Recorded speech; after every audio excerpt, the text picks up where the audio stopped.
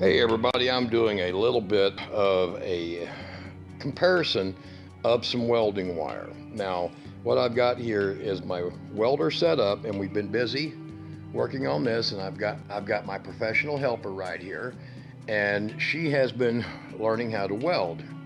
So, what we've got going on right now is a little problem here where I took some of this other welding wire, which is that wire right there, and replaced this wire with that wire when this one ran out, not realizing I did have a roll of that Lincoln sitting there. So let me show you something here, and maybe this will help people out before they decide to buy wire. Let's see. Now this is the side that I used, and the lighter helps it really good. Now you notice something that's missing on this? Splatter. There's no splatter all over it. It's a pretty clean weld, needs a slag knocked off of it, but pretty clean. You see? Pretty nice weld. So, pretty nice weld. All right, now the problem I've got is that was with that one welding wire. I changed welding wires because they ran out. Look at this. Look at all this splatter. Look at all this splatter. Okay? Now, this is the different welding wire. Now, in its benefit, this is the Lincoln.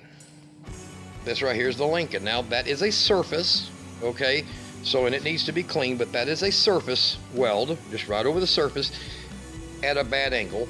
So, give the Lincoln a little bit of room there for, you know, its mistake. This is the Lincoln. Let's see if I can get on it. That's the Lincoln right there. Not terrible. Needs that slag knocked off of it. And that's a pretty good job, and a 11-year-old girl did that. So, not bad. You see, handles itself pretty well. However, here's what our problem is.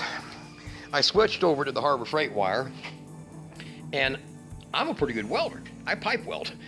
Look at that. Now, I've never used, all of the rest of this trailer is welded up with this INE, this stuff right here. Made in Italy. Very good. As a pipe welder, I do pretty good.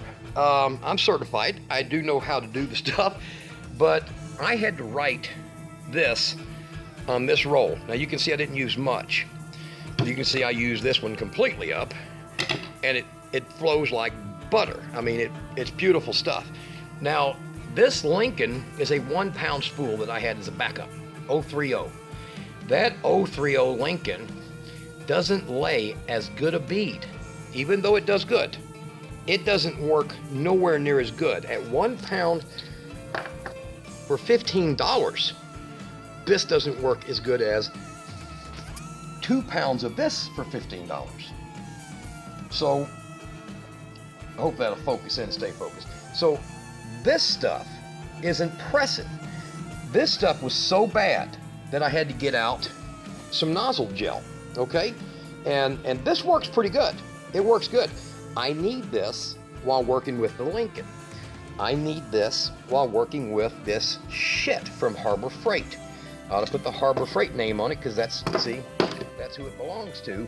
It originally came with this welder, and this is what they sell. They just sell it with an orange sticker or a red sticker on it, but it is the same wire. So, this, however, I never needed the nozzle gel. My nozzle ran pretty damn clean. And another thing is it didn't choke me with the smoke. So I don't know what is in this. All right, I do have my ventilator running in here. I do keep the air out of here. So I don't worry too much about the gas effects or the smoke effect that this produces. And that's, you know, dangerous. You want to make sure when you use gasless flux cord wire, you want to make sure you keep your place ventilated, because the stuff that's in this isn't exactly good for you. The same with the Lincoln. So as you'll see there, that's a Lincoln Electric, and 030, if you can read that. I don't know if it's up in there. The same stuff, brand new spool. And I'm doing this video because I just changed these out. I put that in there and welded about 10 or 12 spots. And boy, you can tell where they're at. Right there. Right there. All of that back there. And this one right up in here. Look at the crap splatter. That's the cleanest one that came out. So in this one here, just crap. Wouldn't flow, wouldn't stick for nothing. So I'm giving you a heads up. If you look down there in the bottom of my video, below all the ads and whatever they throw on these videos, below it, down where the description is, I want to send you straight to this stuff. They make the 030, 035, and I believe 04 or whatever. There's a 040 or 045 or something. Man, this is good stuff. And you can look it up, E71T-GS by INE, and right there, see, made in Italy.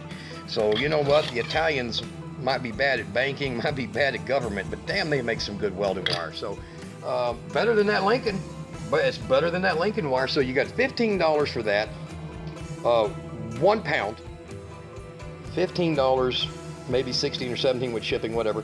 With this, this is worth 25 bucks in comparison. So even if you had to pay 20 bucks for it, it's damn well worth it. And it lasts a long time, and it flows in there like you wouldn't believe. This right here, if you get it with your Harbor Freight welder, or if you decide to stop by Harbor Freight and buy some, and you're thinking, oh, this welder is a piece of garbage because it just won't weld, throw that shit in the trash. Throw this Harbor Freight shit in the trash. Get you some INE, or you can pick yourself up some Lincoln. It works okay. I have a full-time preference for this because that stuff requires me to use nozzle gel. This stuff requires me to be mad as hell, and this stuff right here flows like butter. So, and it's strong. I tried to break a weld apart, man. I had to cut the whole thing out. That's to tell you the facts. All right, so maybe this will do you some justice. I'll set it up right there, and that is exactly the best welding wire I've used in all the years I've been welding. Hope that helps.